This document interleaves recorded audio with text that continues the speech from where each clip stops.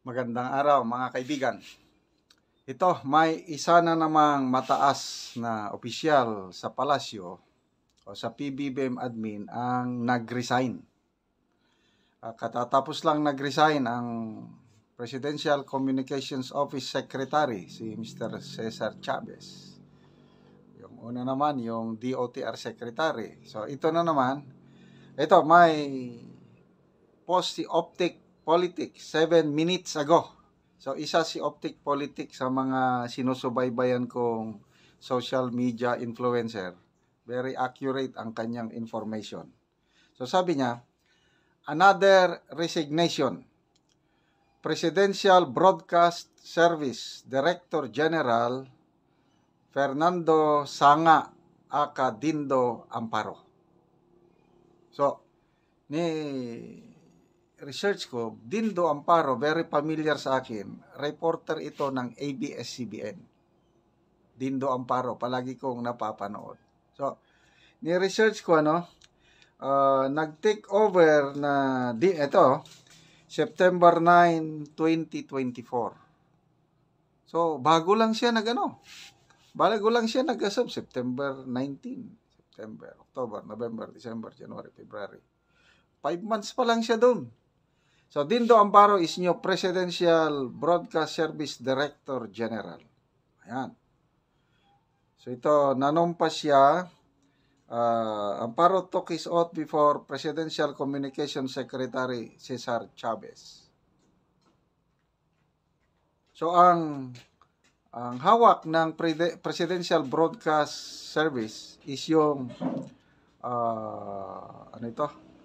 radyo ng owns and operates radio stations nationwide with DZRB Radyo ng Bayan Manila as its flagship station. Ito yung radyo ng bayan, yung broadcast system. So, bakit kaya nag-resign? Yun ang tanong. I believe opinion ko lang ito. Baka ito na-recruit ni Secretary Cesar Chavez. Okay. Marami akong comments na nabasa na matinong opisyal, he has full of character and integrity itong si Cesar Chavez. Matino daw. Kasi panahon ng Duterte administration, nag-serve din siya sa Duterte administration sa Railways Authority, sa train. So ito, na-appoint siya as PCO Secretary, wala pang 1 taon. Ngayon, nag-resign dahil sabi niya, no reasons offered, walang health reasons, wala. Basta, I failed to meet the expectation. Dahil ba sa bumili ng suka speech or anything? Yun na. Nag-resign siya. Ito na naman, under ng PCO, Dindo Amparo, nag-resign ulit. So, ito na ngayon. Ang bagong panlaban nila is J. Ruiz at saka itong matapang na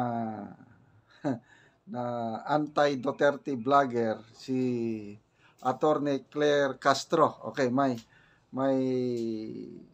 subscriber ko na nagpadala sa akin na sabi niya, General, bago pa lang nanumpa ng posisyon si Attorney Claire Castro, bumanat agad siya sa mga Duterte. Pakitang gilas. Pare-pareho lang sila ng utak at prinsipyo ni Congressman Franz Castro ng galawan makakaliwa o ang dating. Di naman bagay sa kanya dyan sa PCO magsalita parang nasa palengking talipapa. Di ako believe, sir. Okay, parang interview ito. Parinig ko lang, Yeah. Kasi sabi ni PRRD na parang sinasadya daw na i-impeach si VP Sara para to prevent her from running in 2020. Well, anyway, alam naman natin kung ano ang unang pronouncement ng ating Pangulo. Sa una, of course, hanggat wala pa yung mga impeachment complaints, hanggat maaari ay huwag na sanang matuloy. But since nandiyan na, at hindi naman niya hawak, of course, ang Kongreso, dahil meron tayong separation of powers, hindi niya siya makikialam, hindi siya kikilos kung ito man ay matuloy o hindi matuloy. So, kung ang sinasabi lamang nila ay para ma-impeach si VP Sara, well, kanilang opinion yon. Ito talaga naman ay nakikita natin kung saan sila gumagawi. At ito ay sa lahat ng kanilang mga rallies, makikita natin ang paninira nila sa pamahalaan at sa Pangulo. So, alam na natin kung saan ang punta nila. Gusto nila ulit makuha ang power, ang authority, ang posisyon. They are veering towards dictatorship. Yes. Ang una kong sinabi dyan noon ay anong ebidensya? Paano mapapatunayan? At tulad na sinabi ko, hindi tayo pwedeng maniwala sa mga pang-iintriga lamang na walang ebidensya. At ito naman, siguro naman ay natatandaan ninyo, nung panahon ni dating Pangulong Duterte, inamin niya, fiscal pa lang siya, expert na siya sa pag-intriga at pagplanta ng ebidensya. Siguro naman napatunayan na natin yan sa panahon ni Senator Leila de Lima. So ano pa ba ang ating i-expect sa dating Pangulong Duterte? Gumawa ng intriga, magplanta ng ebidensya. Thank you po. Salamat po. Grabe, no? Anong maasahan natin kay dating Pangulong Duterte? Gumawa ng intriga, magplanta ng ebidensya. Okay, so ito, labanan na ito ng battle of propaganda, battle of ideas, battle of press secretary. Palace press officer, si Attorney Castro. Anong kaibahan niya sa Philippine Communications Secretary, Office Secretary? So parang siya ba ang spokesman? So hindi klaro ang setup nila. Anyway, so sino pa kaya ang susunod na magre-resign? Abangan. Merong post din si General De Leon. Sabi niya, sunod-sunod na ang nagre-resign. So wala siyang pinangalanan. Ito pala si Dindo Amparo, Director General ng Presidential Broadcast Service, yung mga radyo ng bayan. Okay mga kaibigan, salamat sa inyong palaging panonood sa ating mga videos. Nakakatulong po kayo sa Talaandig Tribe ng Bukidnon dahil ang income sa channel na ito, dahil sa inyong panonood, namimigay tayo ng libreng yero at pako sa mga tribo para makapagpatayo sila ng bagong bahay o ma-repair nila ang kanilang sira-sirang bahay. Panoorin nyo ang video na ito, kabalikat kayo sa pagtulong sa tribo. Sana'y pagpatuloy nyo ang panonood, lalo na yung hindi nyo pag-skip ng ads. Og muna ni ang balay ni kuya nga kugon og ako siyang doolon. Ayo kuya. Ayo. Oo. Sige. Dayon ko sa imong balay kuya. Muna ni kuya imong balay. Nga kugon.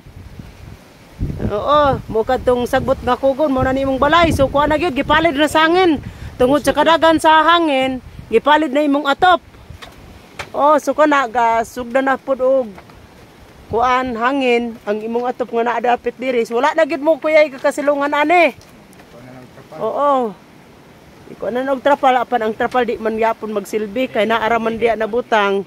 Apan naa man ang bangag yod.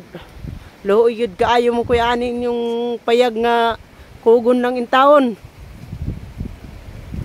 Karon ya nga nakita naman gid ang imong balay nga ingon ani gyud luoy na gid mo kaayo. Mag-ready na ka og kahoy nimo daan na ka magkuha, manguha na ka og kahoy og magpatukod na ka og imong balay. Aron kay naanay kuan sa among balay, naanay sint, blinsint, lansang nga itabang lagi sa sama sa inyo nga nagkalisod. Oo, og unsa imong ikaistorya bahin sa tagaan na ka og lansang, pako, sin. Unsa imong ikaistorya? Salamat sa Ginoo og mga tan-aw sa video. Oo, nga matagaan gyud ka kuya. Oo. Kay ang inyong balay makita man gyud nga luoy na gyud kaayo. Ana gibungkag na sa hangin. O gibungkag na sa hangin. Sagbot lang pud ni. Oo, luoy gyud mo kaayo ya. Pila ka buok imong anak? Tulo. Tulo ka buok. Oo, asa karon imong asawa di ay? Ay sa kuan. Bati sa kuan Masimag. Oo, nagadto siya sa Masimag. Apil imong anak. Oo. So ikaw ra karon nabilin dinhi. Oo. Oo, sige ya. Salamat ya. Sige, salamat.